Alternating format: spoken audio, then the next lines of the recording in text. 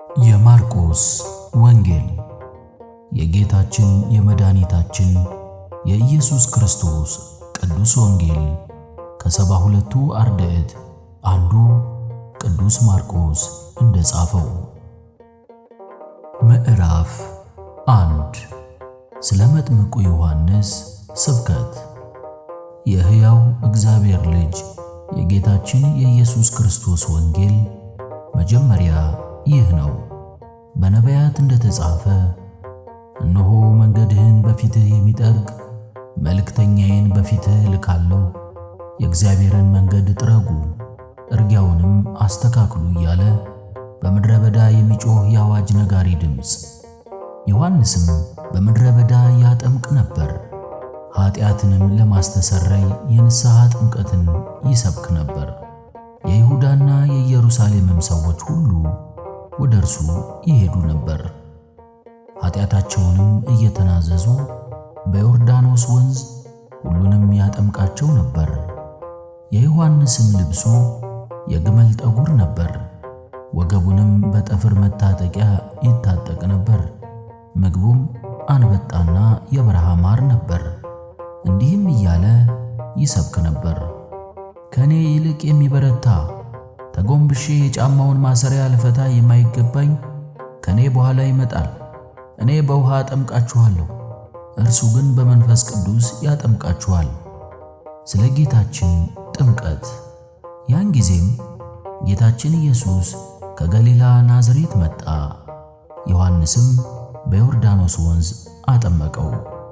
ወዲያውም ከውሃው በወጣ ጊዜ ሰማይ ሲከፈት መንፈስ ቅዱስም እንደ ርግብ ወርዶ በራሱ ላይ ሲቀመጥበት አየ።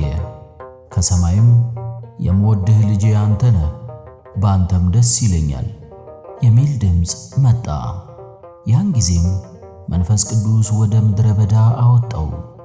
40 መዓልትና 40 ሌሊትም በምድረ በዳ ተቀመጠ። ከሰይጣንም ይፈተን ነበር፣ ከአራዊትም ጋር ነበር፣ መላእክትም ያገለግሉት ነበር።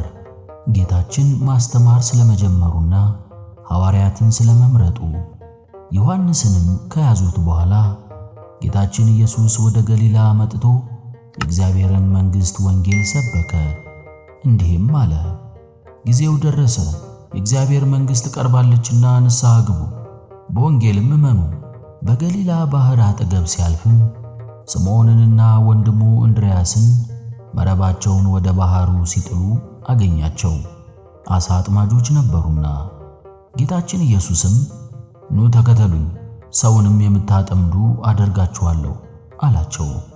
ያን ጊዜም መረባቸውን ትተው ተከተሉት። ከዚያም ጥቂት እልፍ ብሎ የዘብዴዎስ ልጆች ያዕቆብንና ወንድሙ ዮሐንስን በታንኳ ላይ መረባቸውን ሲያበጁ አገኛቸው። እርሱም ከእነርሱ ጋር ነበር። ያን ጊዜም ጠራቸው። አባታቸውን ዘብዴዎስንም ከሙያተኞቹ ጋር በታንኳ ውስጥ ትተው ተከትለውት ሄዱ።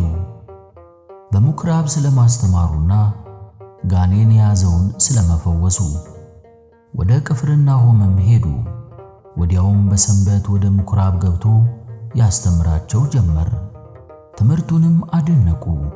እንደ ጻፎቻቸው ያይደለ እንደ ባለሥልጣን ያስተምራቸው ነበርና። በዚያም ጊዜ በምኵራባቸው ውስጥ ክፉ ጋኔን ያደረበት ሰው ነበር። እርሱም የናዝሬቱ ኢየሱስ ሆይ ከአንተ ጋር ምን አለን? ልታጠፋን መጥተሃልን? የእግዚአብሔር ቅዱስ ሆይ አንተ ማን እንደሆንክ አውቄአለሁ ብሎ ጮኸ። ጌታችን ኢየሱስም ዝም በልና ከእርሱ ውጣ ብሎ ገሠጸው። ያ ክፉ ጋኔንም አፈራገጠውና በታላቅ ቃል ጮኾ ከእርሱ ወጣ። ሁሉም አደነቁ። እርስ በርሳቸውም ይህ አዲስ ትምህርት ምንድነው? ርኩሳን አጋንንትን ውጡ ብሎ ያዘዛቸዋልና እነርሱም ይታዘዙለታልና ተባባሉ። ዝናውም በገሊላ አውራጃዎች ሁሉ ተሰማ። ስለ ጴጥሮስ አማት።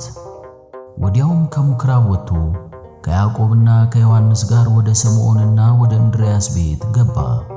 የስምዖን አማትም በንዳድ ታማ ነበር። ስለ እርሷም ነገሩት። ወደ እርሷም ቀርቦ እጇን ይዞ አስነሳት። ያን ጊዜም ንዳዷ ተዋት። ተነስታም አገለገለቻቸው ብዙ በሽተኞችን ስለማዳኑ። ፀሐይ ገብቶ በመሸ ጊዜም ድውያንና አጋንንት ያደሩባቸውን ሁሉ ወደ እርሱ አመጡ።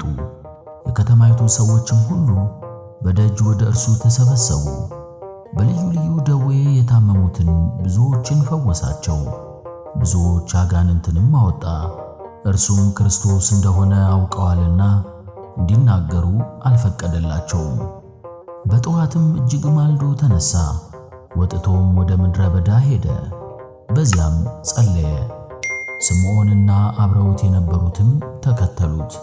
ባገኙትም ጊዜ ሁሉ ይፈልጉሃል አሉት። እርሱም ተነሱ፣ ወደ ሌሎች መንደሮችም እንሂድ፣ በዚያ ሰብክ ዘንድ ስለዚህ መጥቻለሁና አላቸው። በገሊላ ሁሉ በየምኩራባቸው ተዘዋዝሮ አስተማረ፣ አጋንንትንም ያወጣ ነበር። ለምጻሙን ስለማንጻቱ። ለምጻም ሰውም ወደ እርሱ መጣ፣ ተንበርክኮም አቤቱ ከወደድህስ ልታነጻኝ ትችላለህ ብሎ ለመነው። ጌታችን ኢየሱስም ራራለት፣ እጁንም ዘርግቶ ዳሰሰውና እፈቅዳለሁ ንጻ አለው።